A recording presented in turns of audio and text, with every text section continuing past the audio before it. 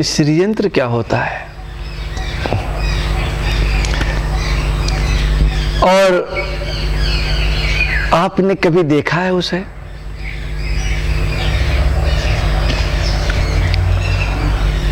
देखा है आप कह रही हैं, पर मैं मानता नहीं। क्यों?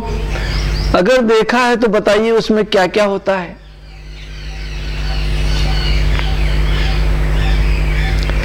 देखा नहीं है, खरीदा है। हम लोग श्रीयंत्र खरीद करके लाते हैं और रख देते हैं, उसको समझने को और देखने को कभी प्रयास ही नहीं करते।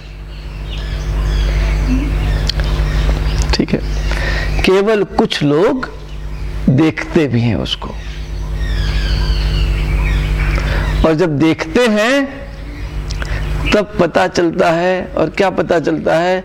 बिंदु त्रिकोण वसुकोण दशार युग्म मंत्रस्य नागदल संयुत षोडशारम। इस तरीके से श्रीयंत्र बनता है। वृत्त चयं च धरणी सदन त्रयंच श्री चक्र राज मुदितम परदेवताया।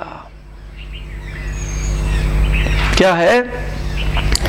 चक्र राज है, चक्रों का राजा है श्रीयंत्र। और एक बार जब दुनिया में राक्षसी ताकतों की वजह से दुनिया डिसबैलेंस हो गई, तो भगवान शिव ने 4 कोने ढूंढे और उन 4 कोनों में यंत्रों की स्थापना की, तो दुनिया फिर बैलेंस हो गई। तो श्री यंत्र जीवन को बैलेंस करने की कला है। और श्री यंत्र अपने आप में पूर्ण होने की क्रिया है। और श्री यंत्र देता क्या है? भुक्ति च मुक्ति प्रदम, भोग देता है और मोक्ष भी देता है। ऐसी तो कोई मशीन नहीं जो भोग भी दे और मोक्ष भी दे। फिर जब आप इसे देखेंगे तो ये 9 त्रिकोणों को 9 त्रिभुजों से मिलकर के 9 त्रिभुज हम बनाते हैं, और बनते बनते कितने बन जाते हैं? 43। 9 बनाएंगे और बन जाएंगे 43। 9 त्रिभुजों का ये जोड़ से 43 त्रिभुजों का ज्यामितीय चित्र है श्रीयंत्र। और अगर आप देखेंगे तो मेरु पृष्ठ श्रीयंत्र अगर आप लें, श्रीयंत्र भी कई प्रकार के हैं, पर मेरु पृष्ठ श्रीयंत्र ही वास्तविक श्रीयंत्र है। उसमें सबसे ऊपर एक बिंदु है, बिंदु के बाद में एक त्रिकोण है, एक त्रिकोण के बाद में अष्ट त्रिकोण है, अष्ट त्रिकोण के बाद में दशार है जिसमें 10 त्रिकोण है अंदर, और उसके बाहर भी एक दशार है जिसमें 10 त्रिकोण है। दशार मतलब 10। और उसके बाद जो त्रिकोण बनता है उसमें 14 त्रिकोण है। गिना कभी? तो कैसे देखा जब गिना ही नहीं। और 14 त्रिकोणों के बाद एक अष्टदल कमल है। एक अष्टदल कमल के बाद 16 दल वाला एक दूसरा कमल भी है, 16 दल कमल। उसके बाद 3 वलय हैं, सर्कल्स, वृत्त, 3 वृत्त हैं इसमें, देखो अगली बात। और सबसे लास्ट में 3 रेखाओं वाला एक चतुर्भुज है, स्क्वायर कह सकते हैं, वर्ग, एक वर्गाकार चित्र है जिसमें 3 रेखाएं हैं और उन वर्गाकार चतुर्भुज में चारों दिशाओं में एक एक दरवाजा है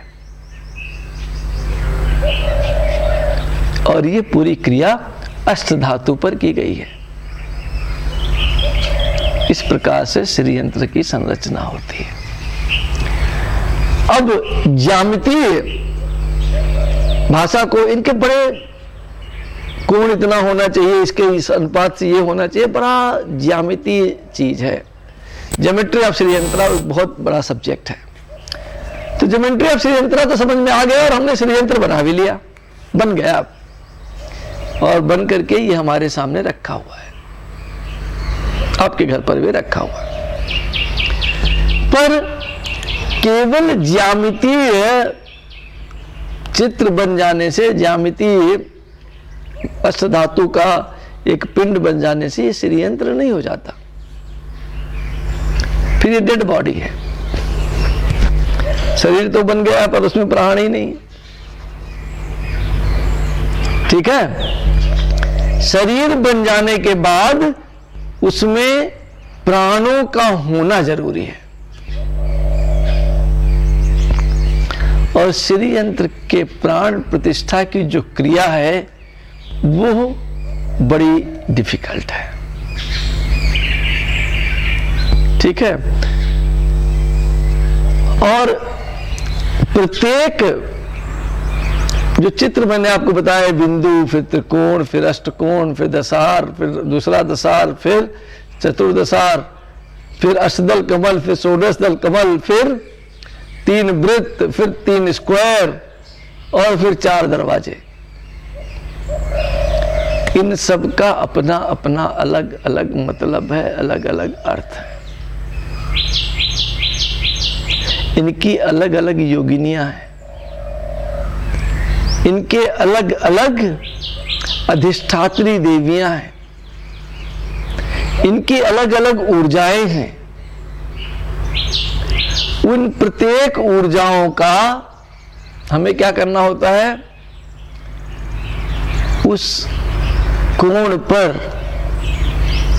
उस विशिष्ट ऊर्जा को आमंत्रित करके स्थापित करना होता है। अगर आप कोई पूजा करते हैं तो पूजा ऐसे नहीं होती, पहले देवता का आवाहन होता है, देवता को हम बुलाते हैं, उसके बाद देवता को बिठाते हैं, स्थापित करते हैं। स्थापना करने के बाद उसके पैर धोते हैं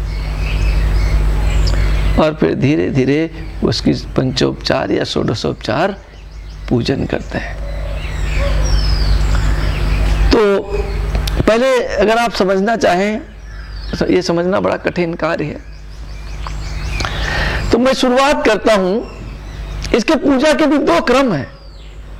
बिंदु से चल करके वर्ग तक आना एक क्रम है,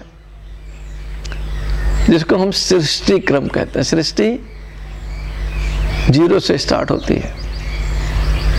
और दूसरा क्या है कि आप मनुष्य ऑलरेडी बने हुए हैं, आपके अंदर सारी अच्छाइयां बुराइयां हैं ही।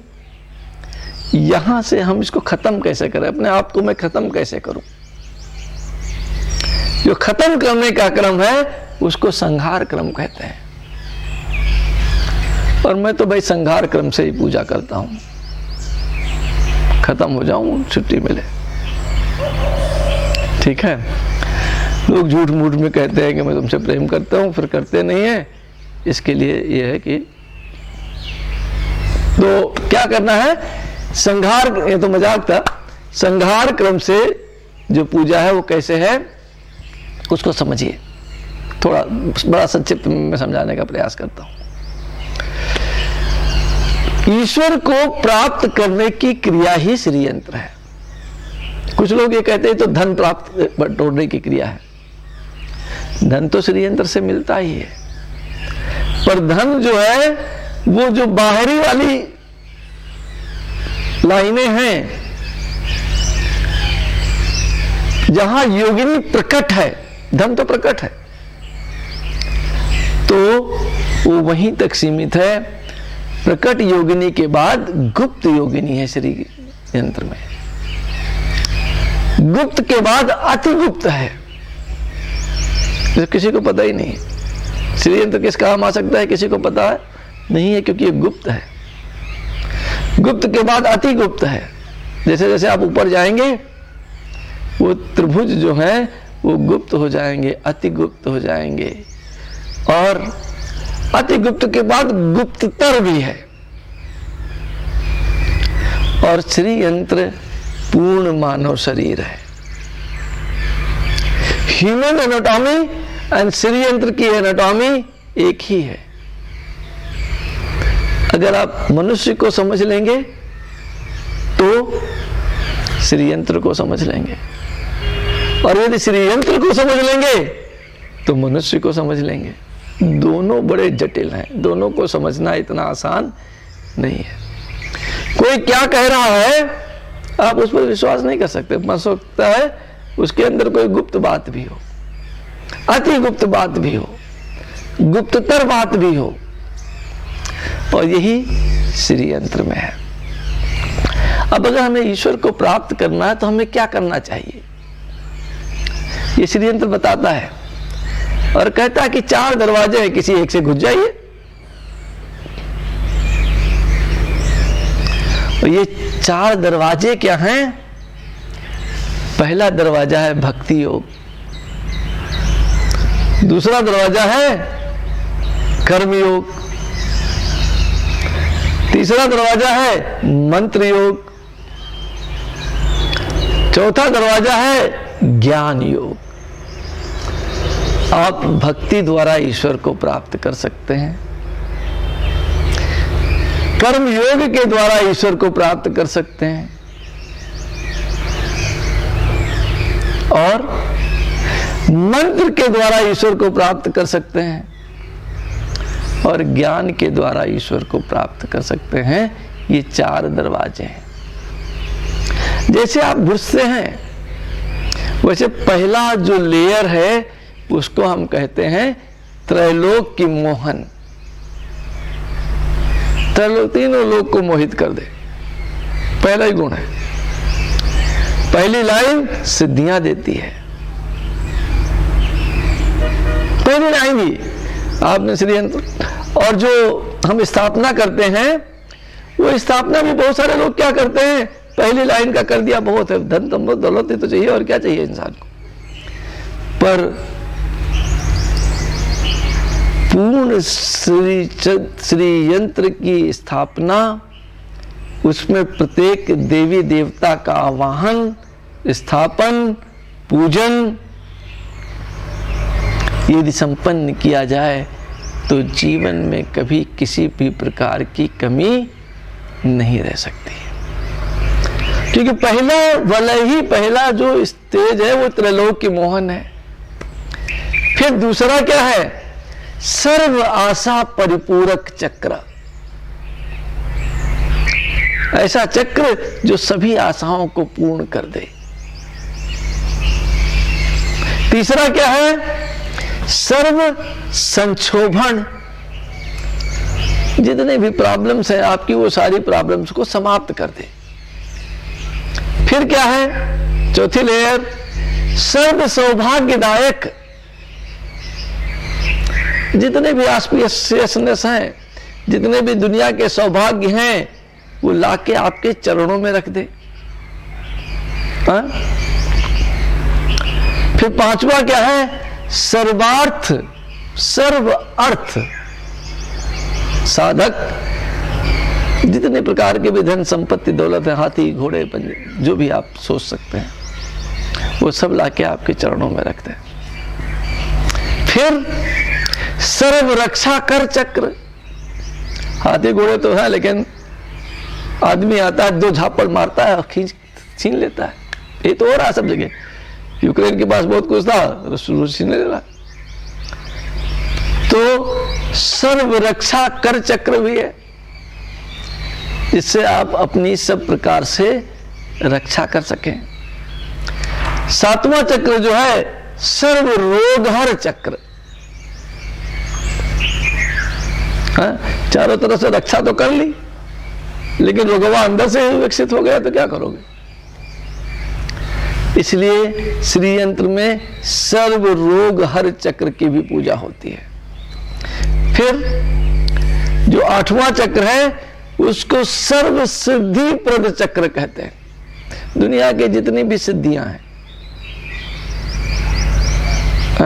अच्छा बोलने की सिद्धि, अच्छा काम करने की सिद्धि, सब लाके आपके चरणों में रख देता है। और आखिरी जो बिंदु है वो क्या है? सर्व आनंददायक चक्र। सभी प्रकार के आनंदों को लाकर जो आपके चरणों में रख दे वो श्री यंत्र है। पर खाली खरीदने से नहीं होगा, उनमें उन ऊर्जाओं को आवाहित करके, स्थापित करके, पूजित करके रखना पड़ेगा, ताकि वे ऊर्जाएं अनंत में से श्री यंत्र खींच लाए और खींच करके आपको दे दे। यह श्री यंत्र की मूल अवधारणा, मूल सिद्धांत है। और इसी सिद्धांत पर श्री यंत्र की पूर्ण पूजा संपन्न की जाती है। धन्यवाद, आभार।